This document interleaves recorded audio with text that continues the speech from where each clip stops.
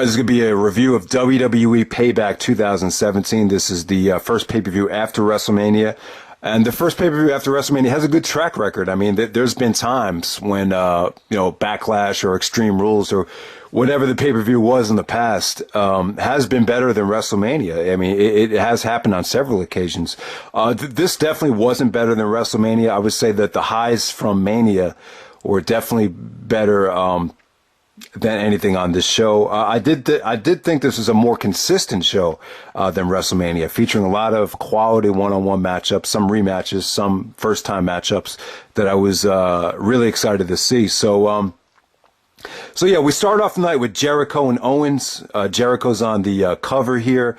So, one of the problems with doing one of the matches that you were most looking forward to is, they went on second at WrestleMania, and then here they open up the show, and it's kind of like they take away a match that you were looking forward to seeing. So the match you were probably most looking forward to opens up the show.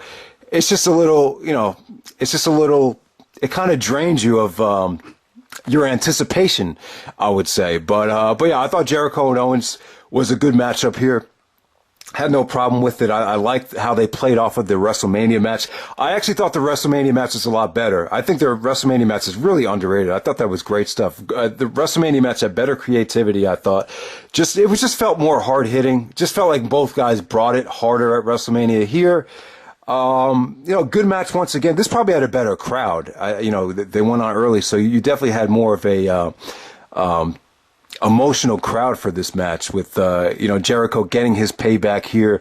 They did a creative spot where Jericho went to work on Owens' finger. Looked like he was trying to break it. And by the time Jericho locked in the walls of Jericho, Owens was in too much pain and he tapped out. This is the first time someone's tapped out to the walls of Jericho in a very long time. I can't remember how long it's been since someone actually tapped to the walls of Jericho on a pay-per-view, but yeah, it's been a long time. But good matchup right here. Starts off kind of slow like Jericho's matches usually do, and then it keeps on building and building. Felt like a roller coaster ride of a match. Beautiful counter to the pop-up powerbomb where Jericho rolls through it and puts it into the walls of Jericho. That was really cool. Owens' cannonballs looked like they hurt like a bitch.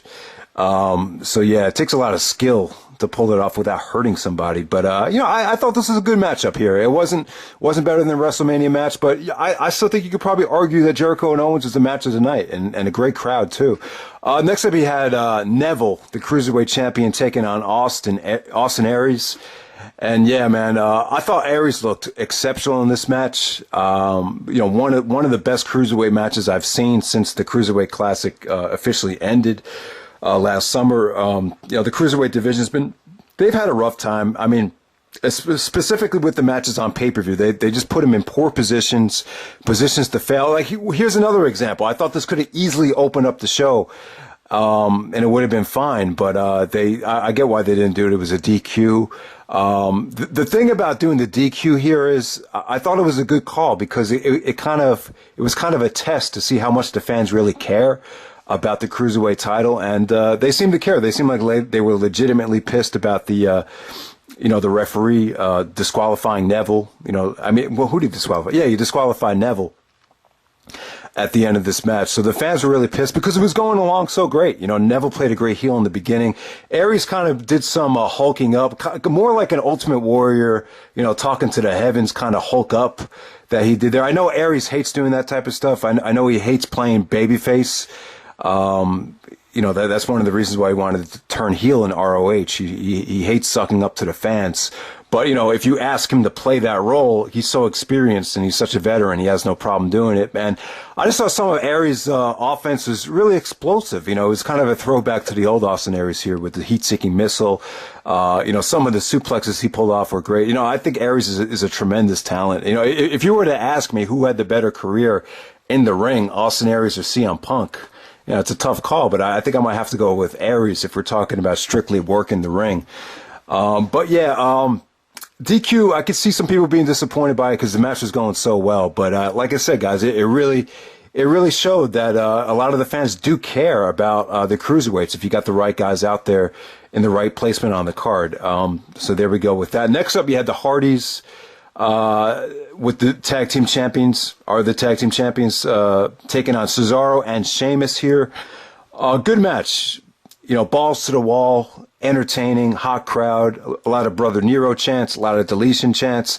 I thought the Hardys worked well as a team. Jeff pulled off some great high spots here. Matt Hardy's character is still hot as hell. The fans are really into him.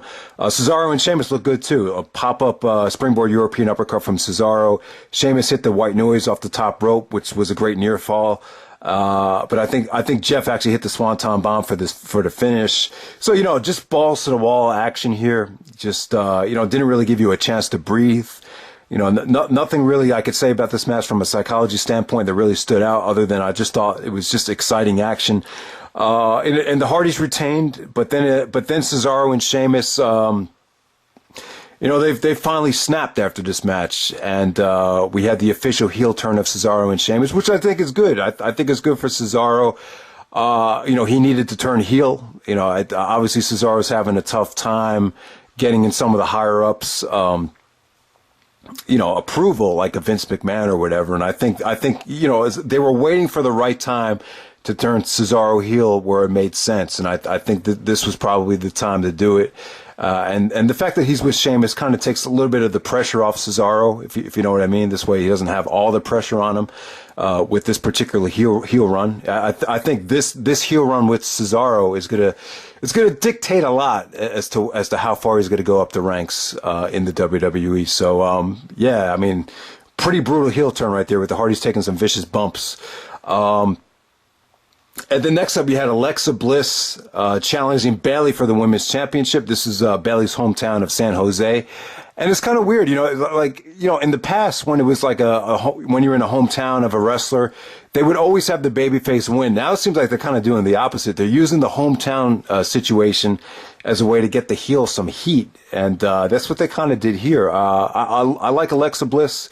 She's on Raw for a reason, I think. I think she impressed a lot of people on SmackDown, and she became the women's championship. She became the women's champion here and upset Bayley. They can have better matches down the road, but I thought this was a good first match between them on pay-per-view here. Alexa actually, slingshotted Bayley into the steel post where Bayley landed on her head. And then Alexa beautifully sets up the DDT to put her away. So I thought that was good storytelling, good psychology. And, Alexa Bliss is the new women's champion. Fans are really into Bayley though, because it was her hometown. I thought really this was a refreshing matchup. It was just nice to see two new faces in the women's division on Raw. I think a lot of people are kind of burned out from seeing Charlotte and Sasha constantly in the Raw Women's Championship matches. So it just had a refreshing feel to it. And, good. I think Alexa Bliss, she's spunky, she's sexy, and she's a good wrestler too. And definitely, she does a great job of playing up to the crowd. So I'm excited to see what she could do. She definitely has a lot of star presence, I would say. So look forward to more matches between Alexa and Bayley down the road. And then next up, you had the Nightmare of the Night. Probably the worst thing on the show. It didn't go over too well. Once I saw the stipulation, the House of Horrors match, I figured this was going to really be bad. But Bray Wyatt and Randy Orton, yeah, the WWE kind of they were kind of showing off their WWE Films production values here. You saw the lights tickering in the house. You saw a lot of corny music being played throughout the whole thing, and it just didn't work. It didn't go over that well. I think Bray actually dropped a refrigerator on the Randy Orton, then he escaped in a limousine, and you actually had to get back to the ring to finish this match. So the limousine drops him off of the arena. And then they finished the match right before the main event. But, bottom line is this did not go over well. You can't really rate this from a star rating standpoint. It was pretty awful. Could someone tell me who pitched the idea to do Randy Orton and Bray Wyatt at WrestleMania? I have a feeling it was Doc Hendricks, but if it wasn't, I'd like to know. And I think they made a huge mistake here, taking AJ out of the main event title scene on SmackDown and going with Bray and Orton.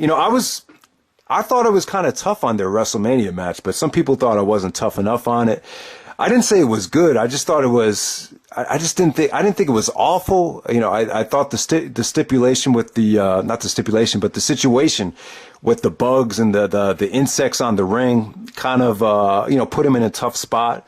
But let's face it, guys. I mean, I just think the business is too exposed for a storyline and a feud like this to work. And, and then you have that whole situation where people will counter to it saying, well, we just don't want to watch, guys that can wrestle. We want to see characters like a Bray Wyatt. But, I just think the business is too exposed for a hocus pocus storyline like this to work in today's era. I just don't think it worked. I don't think this House of Horrors match worked.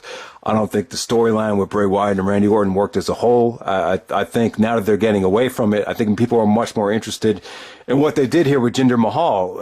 He stole the title from Randy Orton, and I liked him interfering. I thought that was good interference. I thought that was good build for Orton finally moving on to the next feud. Bray gets the victory with his sister Abigail thanks to the help of Jinder Mahal and his friends or his cronies, whatever you want to call it. But the House of Horrors match, it just didn't work. It was just the people when they came back to the commentary, people were booing like crazy. It was just one of those matches that insults your intelligence. It's just doesn't work in today's era, and you don't have to be a genius to know that this wasn't going to work, and it just was what it was. But I'm sure enough people are going to crap on this. I don't need to crap on it anymore. Seth Rollins and Samoa Joe. I didn't realize it at the time, but when Joe attacked Rollins a couple months ago, it was kind of at an awkward angle when Joe put him in the Chiquita clutch, and you could see Rollins' knee buckled on that spot, and I think he tore his MCL. So here we go. So we haven't seen Joe in a feud and a storyline with this much emotion probably ever. I mean, basically he's fighting for Triple H here. He's trying to get redemption for what Rollins did to Triple H and Stephanie. So it's kind of weird to see Joe in this position. The match featured Joe doing a lot of great work over the knee. He actually did a plancha on Rollins' knee where he actually sat back first on it. That looked pretty brutal. But, just a lot of great work on, Rollins' knee, which I liked. I thought Rollins' selling was fine. The buckle bomb spot where, Rollins is trying to, buckle bomb Joe, and it looks like he's not going to be able to get him up, and then his knee buckled. I thought that was great drama. I enjoyed this match. It probably didn't have the intensity that you would expect from a Samoa Joe match, and it didn't have the explosiveness that you would expect from a Rollins match, but I just thought it was a good, solid story that they told here. I love the ending too. Joe had, Rollins hooked in the Chiquita clutch, but then Rollins counters it into a fireman's carry, and then he goes for leverage and gets the pin on Joe while Joe has the clutch locked in. I thought that was a beautiful finish. If you guys are kind of disappointed by the intensity and the lack of spots and athleticism, I understand here, but I just thought it was a good, solid story right here, and a very, very emotional video package as well. Joe is tough though. There's so many people. It's kind of reminiscent of Goldberg. People are very critical of how they book Joe. Obviously, you saw with True Slayer with how they booked Joe in TNA. So a lot of people are kind of going to be frustrated that Joe loses. This is really Joe's first big match on a pay-per-view. Sadly, he wasn't on WrestleMania. So in many ways, I felt like this is Joe's first big break in the WWE. So. I was disappointed not to see Joe win, but, you kind of need Rollins to continue the momentum after beating Triple H at WrestleMania. So there's that. Next up, you had the main event, Braun Strowman and Roman Reigns. I mean, they've been investing a lot of television time into Braun Strowman. He's really dominated Raw with his match at the Big Show, the thing with the promos with Kurt Angle. The beatdowns on Roman Reigns where you put him in the ambulance. So Strowman's really become the face of Raw over the last couple of months, and kind of leads me to believe that before they do Brock and Roman, they're going to have Brock do a program with Braun Strowman, maybe at Money in the Bank or something in June. And I think Brock will go over Strowman, and he'll face probably Roman Reigns at SummerSlam. If I had to put money on it, I think that's probably how it's going to go. But surprisingly here, Strowman had a lot of great fan support, mostly because of the hatred to Roman Reigns. Reigns is taking a beating. He came out there selling like a bitch. He was selling everything, selling the ribs. There's a lot of great submission work that Strowman did to Roman Reigns' ribs. Kind of had him in like a Brock lock throughout a lot of the match. Yeah, so kind of a good crowd for this main event. I thought this match was a little bit shorter, and it just came off a lot better than their Fastlane match. The Fastlane match, they were kind of trying to kill time because of the Goldberg short main event. You know, they needed to fill time. Here, it felt more natural. You know, I thought Roman had some good comebacks here. I thought he came out with great intensity, you know, throwing blows right away. I didn't mind that. You know, Strowman looked dominant here. You know, he went over Reigns convincingly, which was kind of shocking to me. That they would have Roman lose right after beating The Undertaker. But this really shows that they're serious about building up Braun Strowman as a serious player right here, man. And he is a monster. You know, this isn't, you know, it's kind of a nightmare main event for me. It's not something I really want to watch again, but it wasn't a bad main event. And I just thought these two guys pulled off a much better story here than they did at Fastlane. And, you know, these are just two guys you're going to have to deal with, even though, you know, these definitely are not the internet darlings of the world right here. But that's pretty much it. That's my review for WWE Payback 2017. I thought it was a really consistent show, but it's really missing like that 4-star match of the year candidate. That's really going to keep people, you know, going back to it over the years. So it was what it was. So it was what it was. I hope you guys enjoyed the video. Sorry, I'm a little bit rusty. This has been a really long month for me, very emotional month, and I haven't made a video in a while. But hope you guys enjoyed the video, and hope to get back into the swing of things this month as well. All right, thanks, guys, and take.